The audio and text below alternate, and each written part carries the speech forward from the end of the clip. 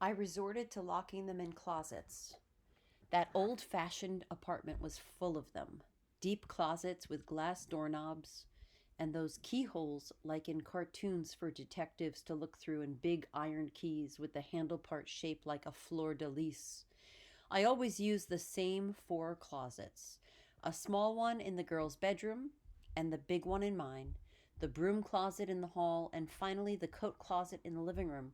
Which child went into which depended on who I grabbed first where. I wouldn't leave them in there for long, believe me. I'd go from door to door like a priest taking confession, promising to let them out the minute they calmed down and agreed to live in peace. I don't know how long it happened. I don't know how it happened that Yo never got the coat closet until that one time that I lived to regret. I had shut them all up and gone round, letting out the baby first, then the oldest, who was always so outraged, then the two middle kids, first Sandy. When I got to Yo's door, I didn't get an answer. That scared me, and I opened that door quick. There she stood, pale with fright, and I felt so terrible. She had gone in her pants. That damn mink coat was in that closet, way to one side, but of course, being Yo, she'd gone poking around in the dark. She must have touched the fur and lost her bananas. I don't understand because it had seemed she knew the fur was just a coat. Maybe she associated me being under that coat, and here I was on one side of the door, and there she was alone on the other side with a monster she was sure we had left behind in the Dominican Republic. I pulled her out and into the bathroom. She didn't cry. No, just that low moan kids do when they go deep inside themselves looking for the mother you haven't turned out to be for them. All she said that whole time was I was trying to clean her up was, "You promised that bear was gone for good." I got weepy myself. You girls are the bears, and here I thought all our troubles would end when we got here.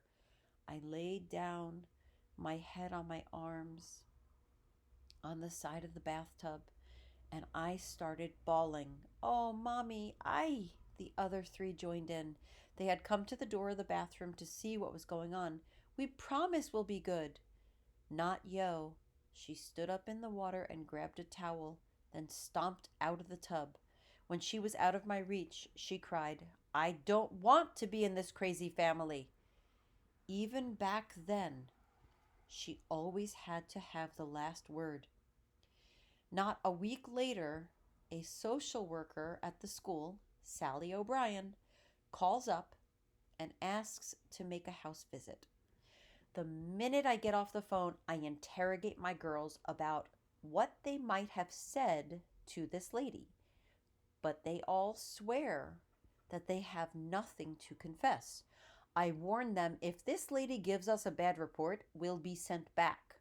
And if we are sent back, cucos and bears are going to be stuffed animals compared to the SIM fieras that will tear us apart there. I send them off to put on their matching polka dot dresses I made them for coming to the United States. And then I do what I haven't done in our 6 months here. I take a Valium to give this lady a good impression. In she comes, a tall lady in flat black shoes with straps and a blonde braid down her back like a schoolgirl dressed in an old lady's suit. She has a pleasant, unmade up face and eyes so blue and sincere you know they've yet to see the worst things in the world. She carries a satchel with little hearts painted on it. Out of it, she pulls a long yellow tablet with our name already written on it. "Is it all right if I take some notes?"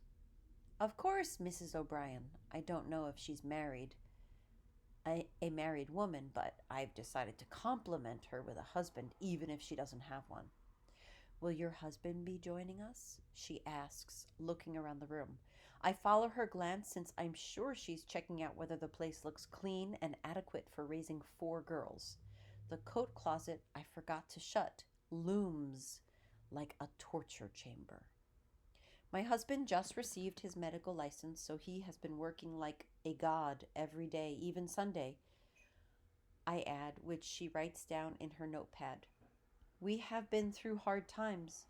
I've already decided that I won't try to pretend that we're having a ball in America. Though, believe it or not, that was my original plan on how to handle this visit. I thought it would sound more patriotic. That must be a relief, she says, nodding her head and looking at me. Everything she says, it's like she put the rattle in the baby's hand and is waiting to see what the baby's going to do with it. I shake it good and hard. We are free at last, I tell her, thanks to this great country which has offered us the green cards. We cannot go back, I add. It would be certain death. Her eyes blink at this and she makes a note. I read things in the paper, she says, bringing her braid from behind to fall down the front of her suit. She doesn't seem the nervous type, but the way she keeps minding that braid, it's like she's getting paid to keep it occupied. But are things really that bad? And right then and there, in my broken English that usually cuts my ideas down to the wrong size, I fill her 2 ears full with what is happening back on the island back on the island. Homes raided, people hauled off, torture chambers, electric prods, attacks by dogs, fingernails pulled out. I get a little carried away and invent a few tortures of my own, nothing the SIM hadn't thought up, I'm sure. As I talk, she keeps wincing until her hands go up to her forehead like she has caught one of my migraines. In a whisper, she says, "This is truly awful. You must be so worried about the rest of your family." I can't trust my voice to say so. I give her a little nod. But what I don't get is how the girls keep saying they want to go back, that things were better there. They are sick of home, I explain, but that doesn't sound right. Homesick, yes, she says.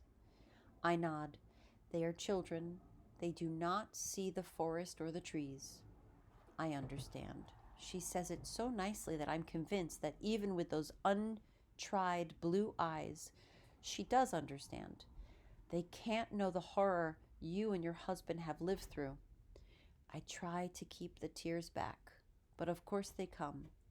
What this lady can't know is that I'm not just crying about leaving home or about everything we've lost, but about what is to come. It's not really until now, with the whole clan pulled away like the foundation under a house, that I wonder if the 6 of us will stand together. I understand, she keeps saying until I get control of myself. We're just concerned because the girls seem so anxious, especially Yolanda. I knew it. Has she been telling stones? The lady nods slowly. Her teacher says she loves stories, but some of the ones she tells, well, she lets out a sigh. She tosses her braid behind her like she doesn't want it to hear this. Frankly, they're a little disturbing.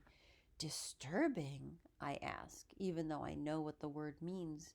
It sounds worse coming out of this woman's mouth. Oh, she's been mentioning things. The lady waves her hand vaguely. Things like what you were describing. Kids locked in closets and their mouths burned with lye. Bears mauling little children. She stops a moment, maybe because of the shocked look on my face. It doesn't surprise me, the woman explains. In fact, I'm glad she's getting it all out. Yes, I say, and suddenly I'm feeling such envy for my daughter, who is able to speak of what terrifies her. I myself can't find the words in English or Spanish. Only the howling of the bear I used to impersonate captures some of what I feel. Yo has always been full of stories. I say it like an accusation. Oh, But you should be proud of her, the lady says, bringing her braid forward like she's going to defend Yo with it. Proud? I say in disbelief, ready to give her all the puzzle pieces of my mind so she gets the full picture. But then I realize it is no use. How can this lady with her child's eyes and her sweet smile understand who I am and what I have been through? And maybe this is a blessing after all, that people only know the parts we want to tell about ourselves. Look at her. Inside that middle-aged woman is a nervous girl playing with her braid. But how that girl got stuck in there and where the key is to let her out, maybe not even she can tell. Who knows where Yo got that need to invent, I finally say because I don't know what else to say. This has been very helpful, Laura, she says, standing up to go. And I want you to know if there's anything we can do to help you all in settling in, please don't hesitate to call. She hands me a little card, not like our calling cards back home with all your important family names and fancy gold lettering. This one shows her name and title, and the name of the school, and her phone number is in black print. Let me call the girls to say goodbye. She smiles when they come out in their pretty iron dresses, curtsying like I taught them, and as she bends to shake each one's hand, I glance down at her pad on the coffee table and read the notes she has jotted. Trauma, dictatorship, family bonds strong, mother devoted. For a moment I feel redeemed, as if everything we are suffering and everything we will suffer is the fault of the dictatorship. I know this will be the story I tell in the future about those hard years, how we lived in terror, how the girls were traumatized by the experience, how many nights I got up to check on their blankets and they screamed if I touched them. But never mind, within a year of all this, the dictator will be shot dead by some of the very men who were in the underground with my husband. The girls will be jabbering away in English like they were born to it. As for the mink, I will exchange it at the second-hand shop on Fifth Avenue for 4 little girl coats. If nothing else, my children will be warm that first winter everyone warned would be the hardest thing about coming to this country.